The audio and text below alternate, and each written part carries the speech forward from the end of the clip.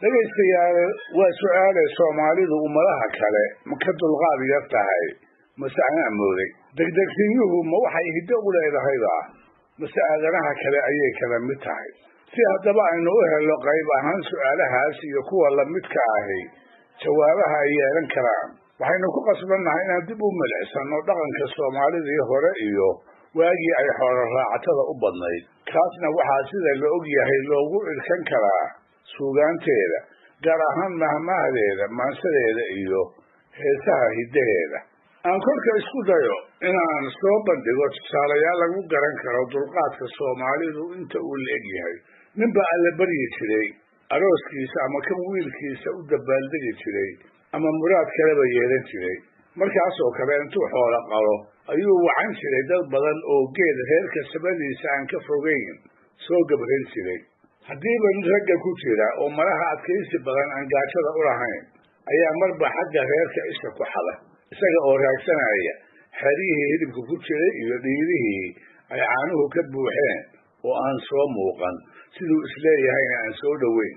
marka dambana wuu ku hadli jiray oo wargaajaana laysae muxuu reerku sidaa noogu gelayaa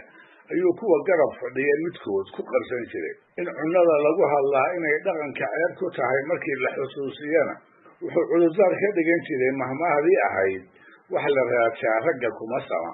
taasoo loogu garaabi jiray adaan kolka ku weydiine ninka neef ama laba hilibkood loo bislaynayo sugi waayey dulqaadkiisu waa sidee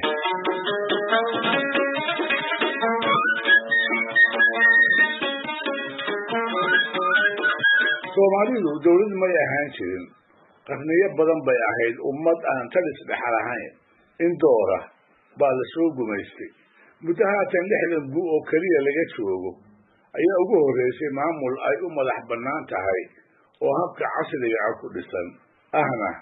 isla kii uu gumaysigu uga tegey kolka su'aashu waxay tahay marba madaxda talada loo dhiibo intee bay tahay in waxqabadkooda laga dhasugo wixii ay ballan qaadeen ha meel mariyeene intee bay tahay inta loo dul yeesho in loo korto gobonnimada waagii loo halgamayay dadweynaha runta oo idin looga wada sheegi jirin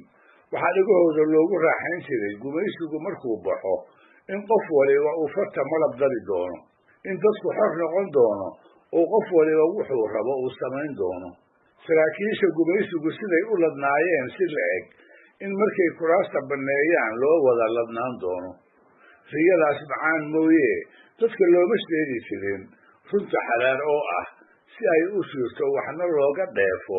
in dawladnimadu u baahan tahay shaqo adag wax soo saar waxbarasho amni kala dambayn dastuur loo hoggaansamo xeerarka degsan oo la ilaaliyo hantida la wada leeyahay oo boobka iyo musuqmaasuqa laga dhowo sidaas inay arrintu ahayd oo himilooyin aan suuragal ahayn isla markaasna degdega uu dadweynuhu calanka ka filaayay waxaan tusaale uga dhigayaa gabay uu tiriyey nin si weyn maansada Soomaalida loogu yaqaan waa allaha u naxariistee aadan yuusuf axmed oo aadan carab ku magac dheeraa 2 ama 3 gu ayaa calansaarkii laga joogaa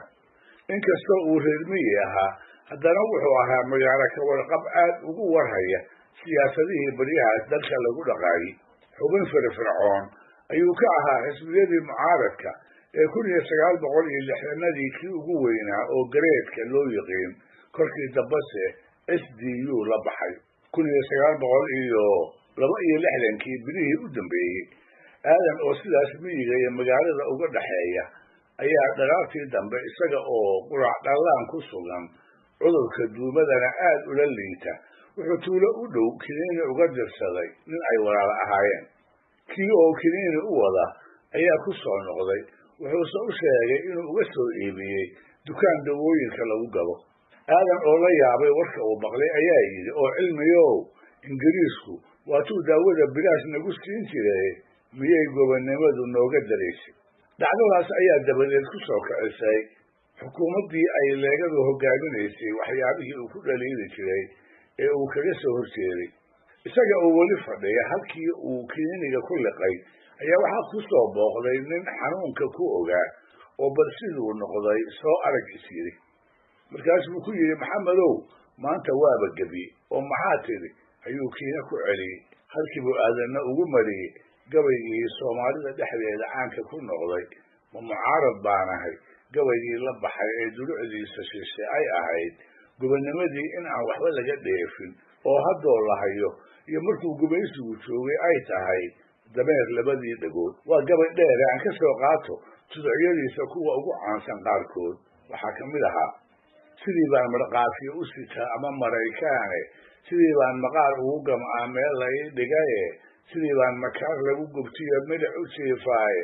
sidii baan madaal dhali karsho iyo rodol u miistaaye sidii baan macaash uga gataa harag maciinkiisa sidii baan martida caano qura ugu macsuumaaye sidii baan masruuf uga dhigtaa midhaha toomoode sidii baan mawaashiga hayaan ugu maqiiqaaye sidii baan majiiraha dhabbada ugu masaafoone sidii baan manjaha ugu socdaa moodharliidii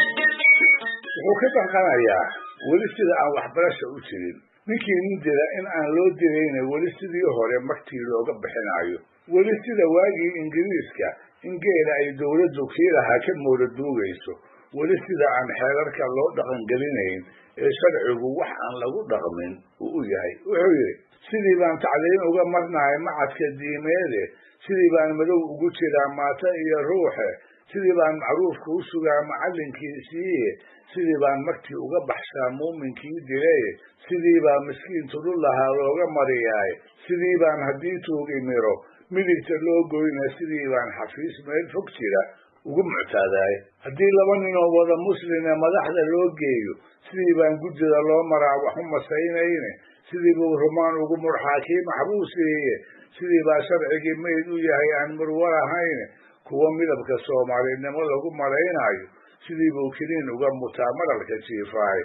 sidii baa dalkii naga maqnaa muran u joogay mar kalena maantaas madaxdii talada dalka haysay ayuu ku eedaynayaa danahooda mooye inaysan u soo jeedin daryeelka dadweynaha had iyo jeerna ay dibadaha u sadcaalaan iyada oo aan laga ogeyn waxa ay ka keenaan dhulkana aan looga faa'iideyn wuxuu kaloo gabayga ku soo qaadayaa arrin xiisa leh oo ahayd calankii soomaaliya ee buuhoodla ka tagnaan jiray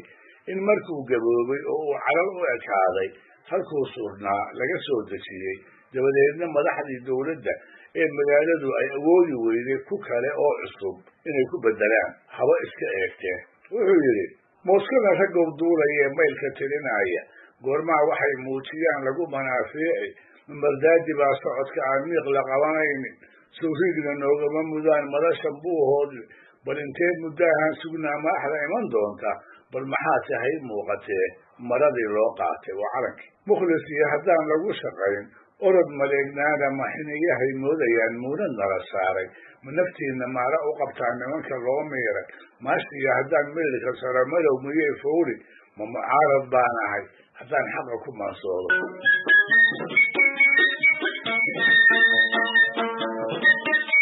laakiinse ada carab u waroonaa oo nin calanka weli shinsanaya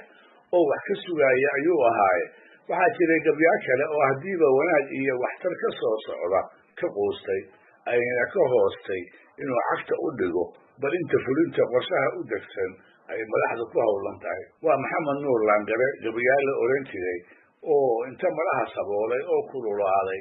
tixrihiisii middood calanka ku daqaabay dabadeedna yidhi calan yahow dhib baa igaga timi dhalashadaadiiye dheef baa lagaa sugahaye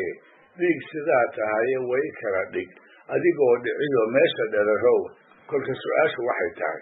dawlad 2 ama 3 sano oo keliya dhisnayd garma loogu leeyahay in laga filo inay daboosho